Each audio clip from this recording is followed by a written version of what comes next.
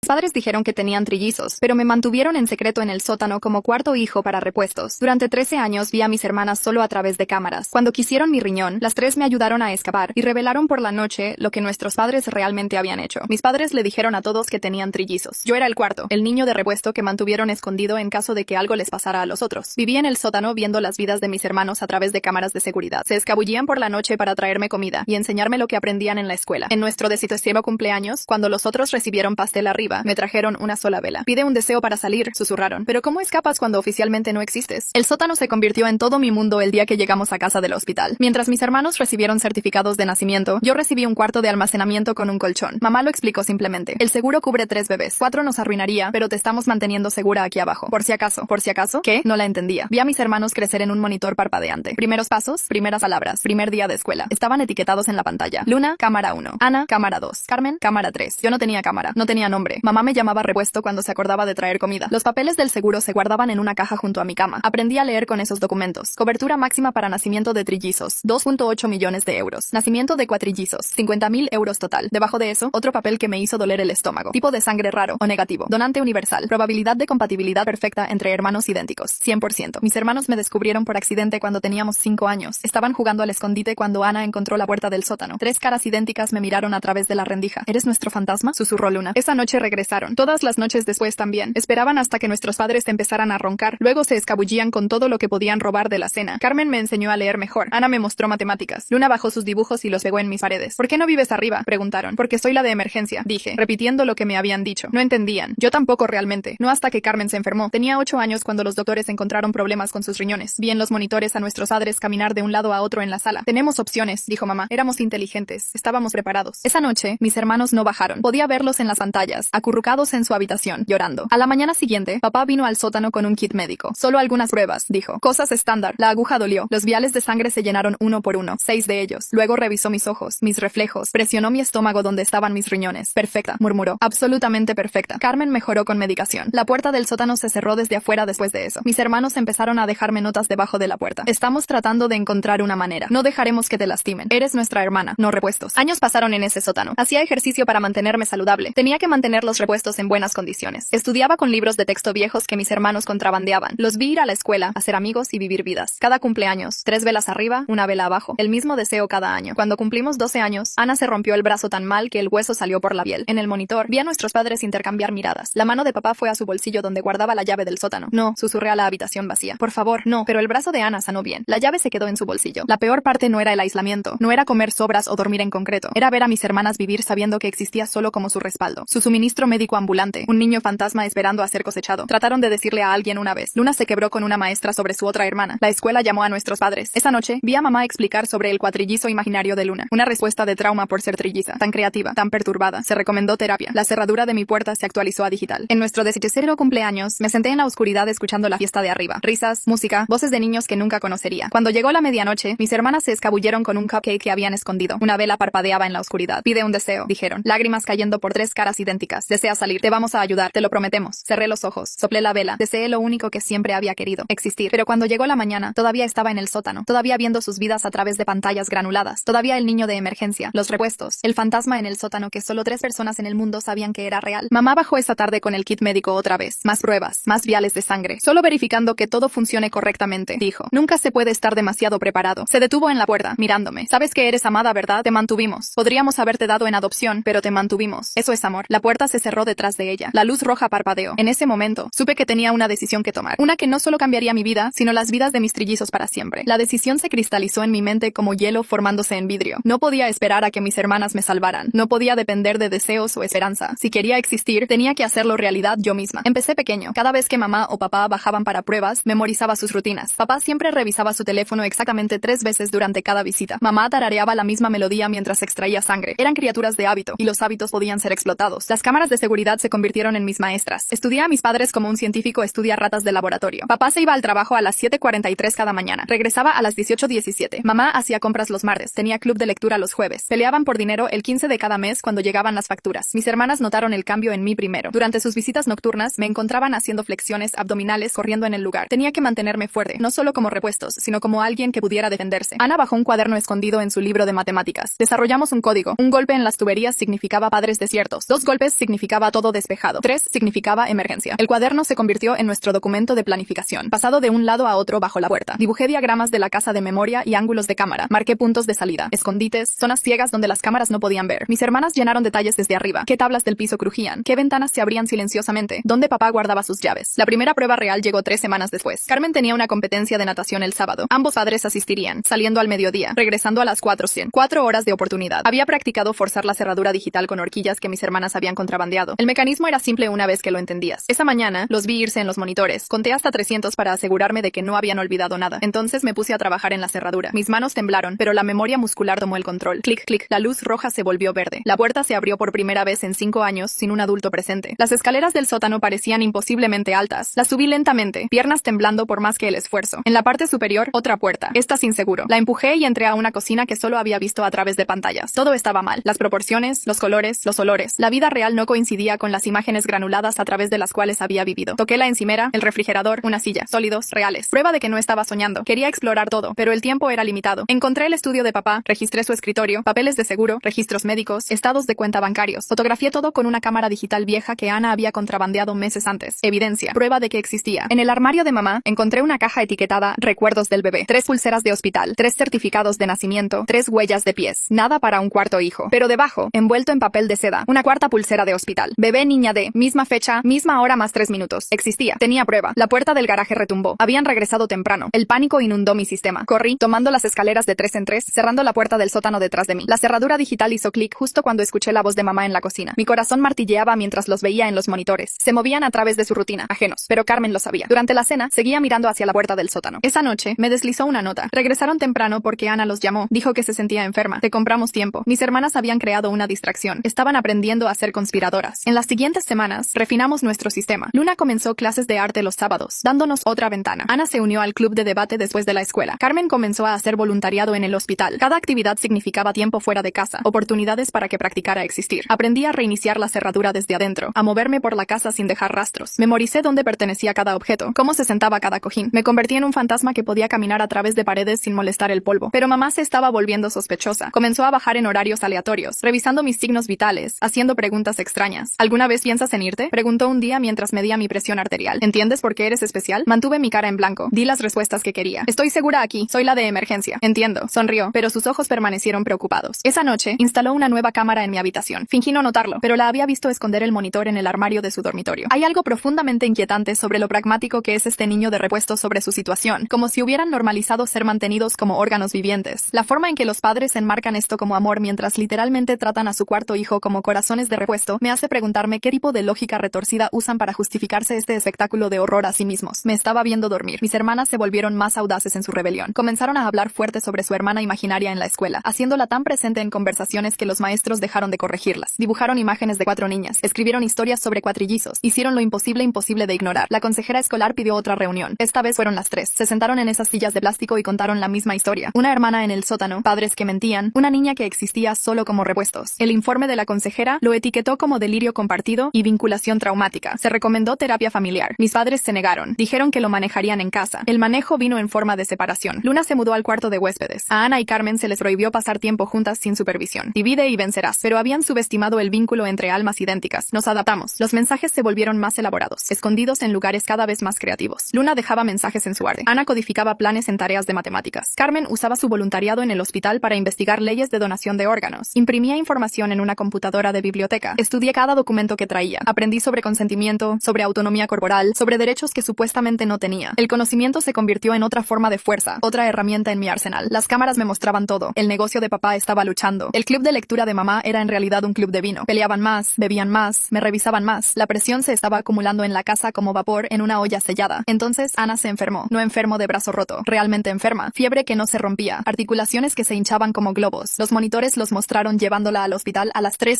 de la mañana. Presioné mi cara contra la pantalla, tratando de ver a través de los píxeles el dolor de mi hermana. La puerta del sótano se abrió al amanecer. Ambos padres todavía en la ropa de ayer. Papá llevaba el kit médico. Mamá tenía formularios de consentimiento. Solo una precaución, dijo. Solo por si acaso. ¿Entiendes, verdad? Es tu hermana. Entendí perfectamente. Entendí que mi existencia siempre había sido solo sobre este momento. Esta elección que no era una elección. Renunciar a partes de mí o dejar que Ana sufriera. Los repuestos cumpliendo su propósito. Tomaron más sangre que nunca. Corrieron pruebas con máquinas que habían alquilado. Revisaron marcadores de compatibilidad, tipos de tejido, niveles de anticuerpos. ojos, me sometí a todo, jugando el fantasma complaciente mientras mi mente corría. La enfermedad de Ana resultó ser autoinmune, tratable con medicación, no trasplantes, pero las pruebas continuaron. Mejor estar seguro que lamentarlo, dijo mamá. Mejor estar preparado. La ira de mis hermanas se transformó en algo más duro, más agudo. Dejaron de tratar de convencer a los adultos y comenzaron a planear para la guerra. Teníamos 6 meses hasta nuestro 14º cumpleaños. 6 meses para convertir deseos en realidad. La planificación se intensificó después de la enfermedad de Ana. Mis hermanas contrabandearon más suministros a través de métodos cada vez más creativos. Luna escondía ganzúas en sus tubos de pintura. Ana metía cortaalambres entre páginas de libros de texto. Carmen traía suministros médicos de su voluntariado en el hospital. Vendas y antiséptico escondidos en el forro de su mochila. Practiqué escapar a través del sistema de ventilación. Los conductos metálicos eran estrechos, pero años de comida limitada me habían mantenido pequeña. Mapeé cada vuelta, cada unión, cronometrando cuánto tiempo tomaba llegar a diferentes habitaciones. Mis uñas se rompían contra tornillos mientras aprendía a quitar rejillas silenciosamente. Durante una práctica, logré llegar a la rejilla de la sala. A través de las lamas, vi a mis padres discutir. Papá agitaba estados de cuenta bancarios mientras mamá se servía otra copa de vino. Sus voces llevaban claramente a través del metal. La situación financiera era peor de lo que había realizado. El negocio de papá había perdido 3 contratos importantes. El gasto de mamá no se había ajustado. Discutieron vender la casa, reducir, cortar gastos. Ninguno mencionó a su cuarta hija comiendo sobras en el sótano. Me arrastré hacia atrás a través de los conductos, polvo cubriendo mi garganta. De vuelta en mi habitación, documenté todo. El conocimiento era munición. Su desesperación los hacía peligrosos, pero también vulnerables. La separación de mis hermanas no pudo detener nuestra comunicación. Desarrollamos nuevos métodos. Luna pintaba mensajes en su arte usando combinaciones de colores específicas que solo nosotras entendíamos. Ana creaba problemas de matemáticas cuyas respuestas deletreaban palabras. Carmen dejaba libros de texto médicos con pasajes resaltados sobre derechos de pacientes y autonomía corporal. La paranoia de mamá se intensificó. Instaló sensores de movimiento en el pasillo que llevaba al sótano. Las nuevas cámaras tenían visión nocturna, capacidades infrarrojas que no había visto antes. Comenzó a marcar los niveles de comida, pesando porciones antes de bajarlas. Una noche, llegó con un kit médico y una expresión diferente. No revisión de rutina. Algo había cambiado. Extrajo sangre mientras estudiaba mi cara, comparándola con algo en su teléfono. Fotos de mis hermanas, me di cuenta, buscando diferencias. Después de que se fue, examiné mi reflejo en la bandeja metálica de comida. 13 años de vida en el sótano habían dejado su marca. Mi piel era más pálida que la de mis hermanas. Mi cabello, cortado con tijeras contrabandeadas, colgaba de manera irregular. Mis ojos tenían una cualidad hueca que los suyos no tenían. Parecía su fantasma. El siguiente intento de escape llegó antes de lo planeado. Papá anunció un viaje de negocios, volando el jueves por la mañana, regresando el domingo por la noche. Mamá se había comprometido a ayudar con la recaudación de fondos de la escuela todo el sábado. Otra ventana de oportunidad. Pasé la semana preparándome. Fortalecí mis dedos con ejercicios. Practiqué el mecanismo de la cerradura hasta que pude abrirla en menos de 30 segundos. Estudié los patrones de sensores de movimiento que mis hermanas habían documentado. Llegó el jueves. Papá se fue al aeropuerto al amanecer. Lo vi cargar su maleta, besar a mamá para despedirse, saludar a mis hermanas en el desayuno. El taxi se fue a las 5:47. Mamá siguió su rutina precisamente. Desayuno para las trillizas, llevarlas a la escuela, regresar a casa, revisarme. Trajo avena y comenzó las pruebas matutinas. Presión arterial, temperatura, reflejos. Me sometí pasivamente mientras memorizaba las nuevas posiciones de sensores que había instalado. El viernes pasó lentamente. Me ejercité, planeé, esperé. Mis hermanas asistieron a la escuela, participaron en actividades, mantuvieron sus fachadas normales. A través de las cámaras, las vi actuar sus vidas mientras sabía que estaban contando las horas hasta el sábado. El sábado por la mañana, mamá se preparó para la recaudación de fondos. Se puso su mejor vestido, se arregló el cabello cuidadosamente. El esfuerzo parecía excesivo para un evento escolar. A través de los altavoces, la escuché al teléfono confirmando horarios de reunión, discutiendo asignaciones de puestos. Estaría fuera de 9 sondas a 17 hons. Me revisó antes de irse, trajo un desayuno más grande de lo usual, ofrendas de culpa, realizó pruebas abreviadas. Me recordó ser buena, quedarme callada, recordar que era amada. La puerta del sótano se cerró con su pitido electrónico. Esperé hasta que su auto desapareció de la cámara del garaje. Conté hasta 500, luego comencé. La cerradura se dio rápidamente a mis dedos experimentados. La puerta se abrió silenciosamente en bisagras que había convencido a mamá que necesitaban aceite. Los sensores de movimiento estaban posicionados alto, diseñados para alturas de adultos. Me arrastré bajo su alcance, presionándome contra las paredes. La cocina se veía diferente a la luz del día. La luz del sol fluía a través de ventanas que solo había visto como rectángulos oscuros en monitores. Quería estar en esa luz, sentir calor en mi piel, pero el tiempo era precioso. Encontré el bolso de mamá colgando en una silla. Adentro, su billetera contenía fotos, 3 fotos escolares de mis hermanas, nada más. Su teléfono requería un código que no conocía, pero sus llaves del auto sonaban prometedoras. El garaje ofrecía nuevas posibilidades. Herramientas colgaban en tableros perforados. Una escalera se apoyaba contra la pared. Cajas etiquetadas, decoraciones navideñas y ropa vieja se alineaban en estantes. En una caja encontré ropa de bebé. 4 conjuntos idénticos. Los había guardado todos. Una puerta de auto se cerró afuera. Mi corazón se detuvo. A través de la ventana del garaje, vi a Luna bajarse de una minivan de los vecinos. Se suponía que estaba en clase de arte. ¿Por qué estaba en casa? Me apresuré de vuelta a través de la casa, manteniéndome baja. Los sensores de movimiento parpadearon mientras pasé debajo de ellos. La puerta del sótano todavía estaba abierta. La tiré cerrada justo cuando se abrió la puerta principal, pero la cerradura no se activó desde adentro sin el código. La luz roja parpadeaba burlonamente. Había practicado abrirla, no cerrarla. La puerta permaneció desbloqueada. Evidencia de mi escape. Pasos cruzaron arriba. El patrón familiar de Luna. Fue a su habitación, luego al baño, luego se dirigió hacia la cocina, hacia la puerta del sótano. Contuve la respiración. A través de la rendija bajo la puerta, vi su sombra. La manija giró ligeramente, luego se detuvo. 3 golpes en la puerta. Nuestra señal de emergencia distancia. Golpeé una vez. Peligro. Su sombra se alejó. La escuché en la cocina haciendo ruido. Gabinetes abriéndose. Platos chocando, creando una coartada. Luego sus pasos regresaron. Algo se deslizó bajo la puerta. Un pedazo de papel. Mamá olvidó dinero de recaudación. Regresa. Escóndete. El pánico inundó mi sistema. Agarré el papel y volé escaleras abajo. Mi habitación se veía normal, pero la puerta desbloqueada gritaba mi escape. Piensa.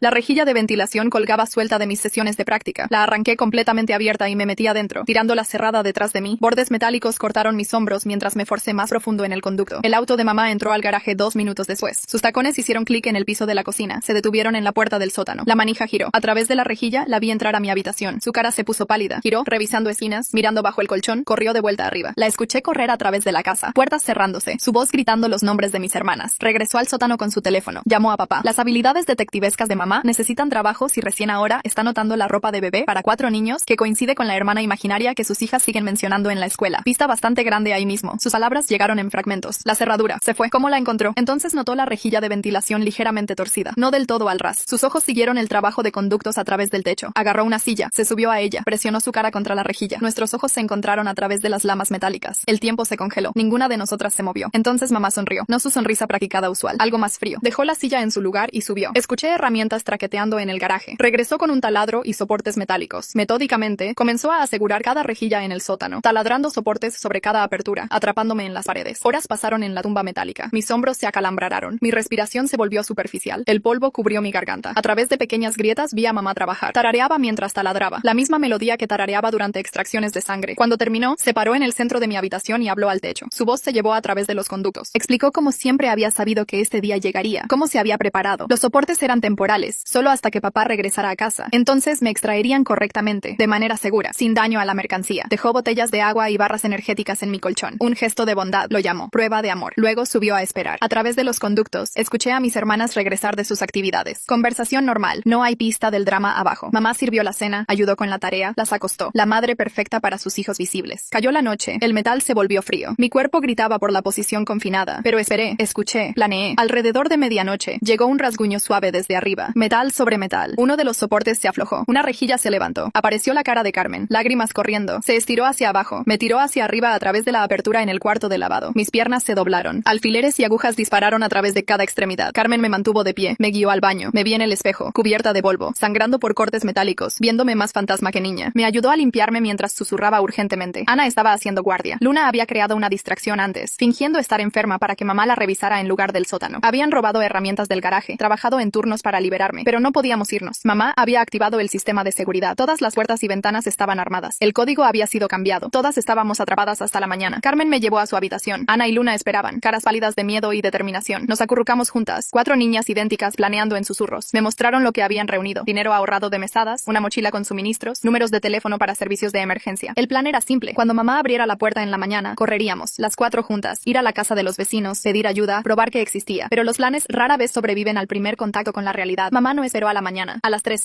a.m. se abrió la puerta del dormitorio. Estaba silueteada contra la luz del pasillo sosteniendo el kit médico. Sus ojos me encontraron inmediatamente entre mis hermanas idénticas. No habló, no necesitaba hacerlo. El mensaje era claro. Ven voluntariamente o mira a tus hermanas sufrir consecuencias. Comencé a levantarme. Ana agarró mi brazo. Luna bloqueó mi camino. Carmen se puso entre mamá y yo. 3 caras idénticas fijas en determinación. La expresión de mamá cambió. Sorpresa, ira, algo como miedo. No había esperado resistencia unificada. Una hija desobediente era manejable. 4 era una crisis. Trató de razonar. Explicó sobre lealtad familiar, sobre sacrificios, sobre amor que requería elecciones difíciles. Mis hermanas no se movieron, no respondieron. Solo se pararon entre mamá y yo. El punto muerto se alargó. El teléfono de mamá zumbó. Papá enviando mensajes desde su hotel. Nos miró, distraída. En ese momento, Ana se lanzó por el kit médico. Voló de las manos de mamá, contenido esparciéndose por el piso. Estalló el caos. Mamá agarró a Ana. Luna la empujó hacia atrás. Carmen me tiró hacia la ventana. La alarma de seguridad aulló cuando rompió el vidrio con una lámpara. Luces parpadearon afuera. La respuesta automática de la compañía de alarmas. Las ventanas de los vecinos se iluminaron. Los perros ladraron. El mundo exterior de repente se entrometió en nuestro secreto familiar. Mamá se congeló. Calculó. La alarma traería preguntas. Investigaciones policiales. 4 niñas idénticas. Una sin documentación. Su construcción cuidadosa desmoronándose. Hizo su elección. Corrió al panel de seguridad. Ingresó el código. Silenció la alarma. Luego regresó para encontrarnos saliendo por la ventana rota. Lo que siguió no fue una persecución. Fue negociación a través de acción. Mamá tratando de mantener control. Nosotras negándonos a obedecer. El equilibrio de poder cambiando con cada movimiento. Llegamos al patio trasero. Mamá siguió, hablando rápidamente sobre malentendidos, sobre arreglar todo, sobre ser una familia otra vez. Sus palabras cayeron en oídos sordos. Las luces de movimiento de los vecinos se activaron. El señor Díaz salió a su porche, preocupado por la conmoción. Mamá sonrió, saludó, gritó que todo estaba bien. Solo un pequeño accidente. Muy apenada por por el ruido. Pero 4 niñas idénticas paradas descalzas en el patio a las 3 a.m. era difícil de explicar, especialmente cuando una estaba polvorienta, sangrando, pareciendo haber vivido en las paredes. La expresión del señor Díaz cambió de preocupación a sospecha. Mamá también lo vio. Se dio cuenta de que la historia se estaba desmoronando. Hizo un último intento. Me alcanzó. Prometió que todo estaría bien si solo entraba. Si todas entrábamos. Mis hermanas formaron una pared, no agresivas, solo resueltas. La mano de mamá cayó a su lado. El momento se alargó. Una familia balanceada en el borde del cambio. Entonces mamá se dio vuelta y caminó de regreso a la casa. Derrotada o estratégica, no podía decir. Pasamos las horas restantes de la noche en casa del señor Díaz. No hizo preguntas, solo proporcionó mantas y chocolate caliente mientras su esposa atendía mis heridas. Mis hermanas se turnaron entre dormir y mirar por la ventana hacia nuestra casa. El amanecer trajo el regreso temprano de papá. Su auto rentado chirrió en el garaje a las 6:06. Mamá debe haberlo llamado. A través de la ventana del señor Díaz vimos a nuestros padres discutir en el césped. Los gestos de papá eran agudos, enojados. Las respuestas de mamá parecían suplicantes. Entonces papá nos vio mirando. Su cara pasó por transformaciones. Shock, reconocimiento, algo como dolor. Comenzó hacia la casa del señor Díaz, pero mamá agarró su brazo. Entraron juntos. Una hora después, llegó otro auto. Una mujer en traje llevando un maletín. A través de la ventana, la vimos entrar a nuestra casa. Los tres hablaron en la sala. Documentos se esparcieron en la mesa de café. Mamá llorando, papá con cara de piedra. Mis hermanas explicaron lo que habían hecho. Las llamadas que habían hecho mientras estaba atrapada. Los informes que habían presentado. La evidencia que habían reunido durante años. Fotos del sótano, grabaciones de conversaciones, prueba de mi existencia. La mujer era de servicios de protección infantil. Los informes habían desencadenado una investigación. 4 niños idénticos. Uno indocumentado. Pruebas médicas sin consentimiento. Negligencia educativa. El caso era complicado pero claro. Al mediodía llegaron más oficiales. Policía, trabajadores sociales, personal médico. Nuestra casa se convirtió en escena del crimen. El sótano fotografiado, evidencia recolectada, declaraciones tomadas. Me llevaron al hospital primero. 13 años de vida en el sótano habían dejado su marca. Deficiencias vitamínicas, debilidad muscular, problemas dentales. Nada irreversible, aseguraron los doctores. Nada que no pudiera ser sanado con tiempo y cuidado. Mis hermanas se quedaron conmigo. Se turnaron sosteniendo mi mano durante exámenes. Tradujeron terminología médica que no entendía. Se aseguraron de que todos supieran que éramos 4, no 3. Las complejidades legales tomaron meses desenredar. Aplicaciones de certificados de nacimiento, audiencias de custodia, cargos criminales. Pero ese primer día, sentada en una cama de hospital con luz solar filtrándose por las ventanas, rodeada de hermanas que habían arriesgado todo por mí, sentí algo nuevo. Existía, no como repuestos, no como seguro, no como fantasma en el sótano, sino como persona con derechos, con elecciones, con futuro. El camino adelante era incierto. Cuidado adoptivo se cernía, separación posible, terapia definitiva. Pero mis hermanas me habían dado el regalo más grande. Habían elegido a mí sobre comodidad, sobre seguridad, sobre paz familiar. Me habían hecho real. Los papeles de alta del hospital crujían en mis manos mientras estábamos paradas afuera de la entrada principal. 3 días de pruebas, evaluaciones y documentación habían pasado en un borrón de luces fluorescentes y olores de desinfectante. Mis hermanas me flanqueaban. Su presencia un recordatorio constante de que no estaba soñando. La trabajadora social, señora Sebastián, nos condujo a una camioneta marcada con un sello estatal. Había sido asignada a nuestro caso. Una mujer con ojos amables que hablaba en tonos medidos sobre colocaciones temporales y procedimientos judiciales. Subí al vehículo, mis piernas aún inestables por años de movimiento limitado. El viaje nos llevó más allá de nuestra casa. Cinta amarilla cruzaba la puerta principal. Vehículos oficiales alineaban el garaje. A través de la ventana, vislumbré investigadores llevando cajas del sótano. Evidencia de mi existencia siendo catalogada, fotografiada, archivada. Llegamos a un hogar grupal 20 minutos después. Una victoriana convertida con demasiadas ventanas y no suficiente privacidad. La señora Sebastián explicó las reglas durante nuestro recorrido de la instalación. Habitaciones compartidas, comidas programadas, sesiones de consejería obligatorias, libertad con límites. Mis hermanas fueron colocadas en una habitación. Yo en otra con una niña llamada Victoria, que apenas reconoció mi llegada. La cama era estrecha pero tenía sábanas limpias. La ventana se abría para dejar entrar aire fresco. Pequeñas mejoras sobre pisos de concreto y aire reciclado. Esa primera noche me quedé despierta contando las diferencias. No había cámaras mirando, no había cerraduras en las puertas, la capacidad de ir al baño sin permiso. Cosas simples que se sentían revolucionarias. ¿Por qué mamá pensó que los soportes metálicos realmente mantendrían a una niña de 13 años determinada que ya había descubierto cómo funcionan los conductos? Su confianza mientras tarareaba y taladraba parece extraña para alguien que acaba de descubrir que su niño secreto puede escapar a través de rejillas de ventilación, como si no estuviera tomando en serio el problema real. Las siguientes semanas se difuminaron juntas en una rutina de citas y evaluaciones. Psicólogos probaron mi desarrollo cognitivo. Doctores monitorearon mi recuperación física. Abogados prepararon documentación para mi existencia legal. Cada profesional añadió notas a un archivo siempre creciente sobre la niña que había vivido en un sótano. Mis hermanas asistieron a las mismas citas cuando fue posible. Nos sentamos en salas de espera, 4 caras idénticas atrayendo miradas de otros pacientes. Me ayudaron a navegar formularios de seguro, terminología médica, procedimientos legales que no entendía. Juntas, aprendimos la burocracia de volverse reales. Las audiencias de custodia comenzaron 6 semanas después de nuestro escape. Observé desde un banco de madera mientras abogados discutían nuestro futuro. Mamá y papá se sentaron en mesas separadas, sus propios abogados susurrando estrategias. Se veían más pequeños en la corte, disminuidos sin el poder de puertas cerradas y cámaras de seguridad. La evidencia se acumuló durante los procedimientos. Las fotos del sótano, registros médicos mostrando años de extracciones de sangre no autorizadas, los documentos de seguro que me reducían a un cálculo financiero. Cada pieza construía un caso de por qué no podíamos regresar a casa. Mamá subió al estrado el tercer día. Llevaba su mejor vestido, el de la recaudación de fondos fallida. Su testimonio pintó una imagen de elección decisiones difíciles y amor maternal. Me había mantenido segura, insistió, protegida de un mundo que no entendería. Me había alimentado, educado, nunca abandonado como otros podrían haber hecho. El testimonio de papá se enfocó en presiones financieras, el sistema de seguro que penalizaba familias más grandes, las facturas médicas que nos habrían arruinado. Presentó hojas de cálculo mostrando cómo habían asignado recursos, como si mi existencia pudiera ser justificada a través de contabilidad cuidadosa. Mis hermanas testificaron juntas, un frente unido de caras coincidentes y determinación compartida. Describieron descubrirme, las visitas nocturnas, la creciente realización de que el amor no debería requerir cerraduras. Ana mostró su tarea de matemáticas codificada. Luna presentó sus pinturas con mensajes ocultos. Carmen presentó su investigación sobre derechos de pacientes y autonomía corporal. Testifiqué al final. La corte se volvió silenciosa mientras describía 13 años de mirar vida a través de pantallas. Las velas de cumpleaños deseadas sola. Las pruebas médicas presentadas como amor. El momento en que me di cuenta de que existía solo como repuestos para mis hermanas reales. El juez deliberó por 2 días. Cuando regresó, su fallo fue comprensivo. Derechos parentales terminados, cargos criminales recomendados, una orden de restricción previniendo contacto hasta que cumpliéramos 18. El martillo cayó con finalidad en la familia que habíamos sido. La colocación en cuidado adoptivo vino después. El sistema luchó con 4 adolescentes idénticas que rechazaban separación. La mayoría de familias no podían acomodar cuatrillizos. Hogares grupales significaba dividirse. La señora Sebastián trabajó incansablemente, haciendo llamadas, presentando peticiones, buscando excepciones. La solución vino de una fuente inesperada. Dr. Nicholas, uno de los médicos que me trató, tenía un hermano que dirigía un hogar de cuidado adoptivo terapéutico. Se especializaban en grupos de hermanos, casos de trauma, niños que necesitaban más que colocación tradicional. La instalación estaba a 2 horas de distancia, pero significaba permanecer juntas. Nos mudamos un martes. 4 maletas coincidentes llenas de ropa donada y nueva documentación. El hogar terapéutico era una granja extensa con alas separadas para diferentes grupos de hermanos. Fuimos asignadas al ala este, 4 dormitorios conectados por un área común. Los padres de la casa, señor y señora Dunn, habían acogido niños por 20 años. Entendían la importancia de mantener vínculos de hermanos mientras alentaban crecimiento individual. Nos dieron espacio para ajustarnos, tiempo para aprender cómo existir en un mundo con elecciones. Luché con la libertad al principio. 13 años de confinamiento habían dejado hábitos difíciles de romper. Acumulaba comida en mi habitación hasta que la señora Dunn gentilmente explicó que la cocina siempre estaba disponible. Pedía permiso para todo hasta que el señor Dunn me recordó que las necesidades básicas no requerían aprobación. La inscripción escolar resultó desafiante. Mi educación consistía en libros de texto contrabandeados y lecciones robadas de mis hermanas. Las pruebas de colocación revelaron brechas en mi conocimiento, fortalezas y áreas inesperadas. Me comenzaron en un programa modificado, alcanzando 13 años de educación formal perdida. Mis hermanas asistieron a la escuela secundaria local mientras trabajé con tutores. Desarrollamos nuevas rutinas alrededor de esta separación. Desayuno matutino juntas, sesiones de estudio vespertinas donde me ayudaron a entender conceptos que les llegaban naturalmente, caminatas nocturnas donde procesamos la extrañeza de nuestra nueva realidad. La terapia física abordó años de atrofia muscular y movimiento confinado. El terapeuta diseñó ejercicios para construir fuerza, mejorar coordinación, expandir mi rango de movimiento. Cada sesión empujó límites, músculos recordando cómo funcionar más allá de supervivencia. El terapeuta documentó mi progreso en gráficos y medidas. Fuerza de agarre mejorando, flexibilidad aumentando, resistencia construyéndose. Prueba tangible de que los cuerpos podían sanar, adaptarse, volverse más fuertes incluso después de años de limitación. Las sesiones de terapia grupal en el hogar de cuidado adoptivo reunieron niños con diferentes traumas pero necesidades similares. Nos sentamos en círculo compartiendo historias o manteniendo silencio según fuera necesario. Aprendí que las prisiones de sótanos venían en muchas formas, que la supervivencia se veía diferente para todos. La consejería individual resultó más difícil. El terapeuta, Dr. Victoria, se especializaba en casos como el mío. Tenía métodos gentiles para sacar recuerdos, examinando la psicología compleja de ser criada como repuestos. Trabajamos a través de capas de acondicionamiento, creencias inculcadas por padres que me veían como seguro en lugar de hija. Los procedimientos legales continuaron en el fondo. Se presentaron cargos criminales contra nuestros padres, fraude por las reclamaciones de seguro, poner en peligro a niños, encarcelamiento ilegal. La lista creció mientras investigadores descubrieron más evidencia. Testificamos en deposiciones, relatando detalles para registros oficiales. Los juicios de mamá y papá estaban programados para el año siguiente. Sus abogados negociaron acuerdos de culpabilidad, buscando sentencias reducidas a cambio de admisiones de culpa. Recibimos actualizaciones a través de la señora Sebastián. Cada desarrollo añadió cierre a nuestro pasado. La restitución financiera se convirtió en parte de la resolución legal. El dinero del seguro que habían reclamado por trillizos mientras escondían un cuarto hijo. Los gastos médicos por pruebas innecesarias. Los costos educativos por educación en casa que nunca ocurrió. Los números se sumaron en un fondo fiduciario para nuestro futuro. El invierno llegó con nuevos desafíos. Se acercaban las vacaciones. Tradiciones que nunca habíamos compartido igualmente. El hogar de cuidado adoptivo organizó celebraciones que reconocían diferentes antecedentes, diferentes necesidades. Decoramos un árbol juntas, 4 ornamentos idénticos entre docenas de únicos. La mañana de Navidad, experimenté mi primer intercambio de regalos sin jerarquía. No mirar a través de pantallas mientras otros abrían regalos. No un solo regalo pasado a través de la puerta del sótano. Solo 4 hermanas entre otros hermanos en cuidado adoptivo, todas igualmente incluidas. La normalidad se sentía surreal. Sentarse en una mesa sin cerraduras, elegir mis propias porciones de comida, caminar afuera sin vigilancia. Cada momento ordinario extraordinario cuando habías vivido sin ellos. El progreso escolar llegó lenta, pero constantemente. Mis tutores adaptaron lecciones a mi estilo de aprendizaje, llenando brechas mientras construían sobre fortalezas. Las matemáticas llegaron fácilmente. Años de calcular posibilidades de escape habían construido fuertes habilidades analíticas. La comprensión de lectura era avanzada por estudiar documentos médicos y pólizas de seguro. La ciencia me fascinó, especialmente biología, aunque la ironía no se perdió en nadie. La primavera trajo conversaciones sobre el futuro, aplicaciones universitarias para mis hermanas, planificación educativa continua para mí. El fondo fiduciario cubriría gastos, los crímenes de nuestros padres financiando inadvertidamente los futuros que habían tratado de limitar. Investigamos escuelas que nos mantendrían geográficamente cerca, mientras permitían crecimiento individual. El aniversario de nuestro escape pasó tranquilamente. Un año desde que la ventana se rompió, desde que las alarmas aullaron, desde que estuvimos descalzas en el patio. Lo marcamos con una pequeña ceremonia, encendiendo velas no por deseos, sino por recuerdo. La sentencia de mamá y papá ocurrió en mayo. 3 a 5 años por varios cargos con posibilidad de libertad condicional. El juez consideró su falta de antecedentes criminales, su cooperación con autoridades. No asistimos a la sentencia, eligiendo seguir adelante en lugar de presenciar sus consecuencias. El verano trajo nuevos hitos. Pasé mi examen de equivalencia de diploma. Mis hermanas se graduaron de secundaria con honores. Asistimos a su ceremonia. 4 caras idénticas en la multitud, ya no divididas por circunstancias. El hogar de cuidado adoptivo terapéutico comenzó a prepararnos para vida independiente. Clases de presupuesto, lecciones de cocina, habilidades de vida que asumían futuros más allá de puertas cerradas. Aprendimos juntas, llenando brechas en conocimiento práctico. Mi salud física continuó mejorando. Las deficiencias vitamínicas se resolvieron. Trabajo dental completado. Tono muscular se acercó a normal para mi edad. Cada chequeo médico mostró progreso. Los cuerpos sanaban de años de negligencia. Mientras se acercó nuestro 18º cumpleaños, se cernieron decisiones. El sistema de cuidado adoptivo nos liberaría. Llegaron aceptaciones universitarias para mis hermanas. Había sido aceptada en colegio comunitario, un punto de partida para alcanzar educación formal. El fondo fiduciario nos apoyaría, pero independencia significaba más que seguridad financiera. Elegimos rentar un apartamento juntas cerca del colegio comunitario. 4 dormitorios, no sótano. Ventanas que se abrían amplias, salidas múltiples. Seguridad que significaba protección, no prisión. Un espacio para continuar sanando mientras construíamos futuros. La mudanza ocurrió gradualmente. Comprar muebles se sintió significativo. Elegir artículos por permanencia en lugar de supervivencia. Cada decisión era nuestra de tomar. Colores de pintura, colocación de muebles, reglas que protegían en lugar de confinar. En nuestro cumpleaños tuvimos nuestra propia celebración. Elegir colores de pintura después de 13 años de gris de sótano debe sentirse como elegir toda tu personalidad de una ferretería. Hablemos de presión para hacer bien tu primera decisión real. Un pastel con 18 velas divididas igualmente. No jerarquía, no niños escondidos, solo 4 hermanas que habían sobrevivido lo imposible al negarse a abandonarse unas a otras. Me inscribí para cursos de otoño. Requisitos de educación general mientras decidía una especialización. El campus se sintió abrumador después de años de confinamiento, pero mis hermanas me guiaron a través del registro. Me mostraron edificios, me ayudaron a navegar este nuevo mundo. Ese primer día de clases, me senté en un auditorio rodeada de extraños que no sabían nada de sótanos o repuestos. Existía simplemente como otra estudiante, anónima de la mejor manera. Mi cuaderno se abrió a una página fresca, lista para ser llenada con conocimiento elegido en lugar de contrabandeado. El profesor comenzó a discutir biología celular. Tomé notas, entendiendo más de lo esperado por años de estudiar mis registros médicos. Educación como elección en lugar de estrategia de supervivencia. Aprender porque quería, no porque tenía que permanecer lo suficientemente inteligente para escapar. Después de clase, encontré a mis hermanas para almorzar en la cafetería. Nos sentamos juntas en una mesa, visibles para todos, ya no divididas por pisos y cerraduras. Ana habló sobre sus cursos de ingeniería. Luna describió su clase de historia del arte. Carmen compartió emoción sobre requisitos premédicos. 4 caras idénticas con caminos divergentes mantenidos juntos por historia compartida y vínculo elegido. Habíamos sobrevivido al negarnos a vernos como competidoras por recursos o amor. Ahora prosperábamos al continuar esa elección, apoyando crecimiento individual mientras manteníamos conexión. Esa noche, me senté en mi escritorio en nuestro apartamento. Libros de texto esparcidos ante mí. No había cámaras mirando, no cerraduras confinando. La ventana junto a mí se abría para dejar entrar aire nocturno y sonidos distantes de vida normal. Abrí mi laptop, comencé a escribir mi primera tarea. El prompt pedía un ensayo personal sobre superar desafíos. Miré fijamente la página en blanco, considerando cómo condensar 13 años en párrafos aceptables. Cómo explicar existencia como seguro sin sonar ficticio. Cómo describir libertad a aquellos que nunca habían conocido confinamiento. Comencé simplemente. Pasé 13 años preparándome para una vida que no se suponía que tuviera. Las palabras fluyeron. La verdad encontró su camino a la página. No por simpatía o valor de shock, sino como testimonio de que supervivencia tomaba muchas formas. Que familias podían ser prisiones y amor podían ser cerraduras. Que existencia misma podía ser un acto de rebelión. Mis hermanas estudiaban en la sala. Su presencia un fondo cómodo. Habíamos establecido nuevas rutinas alrededor de horarios escolares, comidas compartidas, horas tranquilas, límites que protegían en lugar de dividir, reglas que habíamos elegido juntas. El futuro se extendía adelante, incierto pero nuestro de moldear. Habría más desafíos, relaciones que navegar sin el marco de jerarquía, decisiones de carrera sin roles predeterminados. El proceso continuo de aprender a existir como más que el plan de emergencia de alguien. Pero esta noche tenía tarea que completar, clases que asistir mañana, una vida que construir desde la base de finalmente ser real. Escribí constantemente, ya no un fantasma en el sótano, sino una estudiante con tareas, una hermana con elecciones, una persona con futuro. El ensayo concluyó mientras se acercaba medianoche. Guardé el documento, cerré mi laptop, me preparé para la cama. A través de mi ventana, las luces de la ciudad brillaban con posibilidades. En algún lugar de la ciudad, en celdas separadas, nuestros padres cumplían sus sentencias. Pero aquí, en este apartamento, 4 hermanas continuaron el proceso de convertir supervivencia en vida. Puse mi alarma para clases matutinas, cargué mi teléfono, apagué la lámpara. En oscuridad que podía desterrar a voluntad, me dormí al sonido de mis hermanas respirando en habitaciones cercanas. Ya no repuestos, sino personas completas. Habíamos reclamado nuestra existencia al negarnos a ser divididas. La alarma traería los desafíos de mañana. Nuevas lecciones, sanación continua, el trabajo continuo de construir vidas dignas de vivir. Pero esta noche, éramos simplemente 4 hermanas que se habían elegido unas a otras sobre comodidad, verdad sobre silencio, libertad sobre seguridad. Y esa elección, renovada diariamente en pequeños actos de independencia y conexión, era cómo continuábamos existiendo. No como el plan de respaldo de alguien, sino como nosotras mismas, completas, reales, libres. Gracias por permitirme pensar en voz alta con ustedes hoy. Gracioso como unas pocas preguntas pueden voltear completamente tu perspectiva, ¿eh? Hasta que nos encontremos otra vez. Si llegaron al final, dejen un comentario. Me encanta leer todos sus comentarios.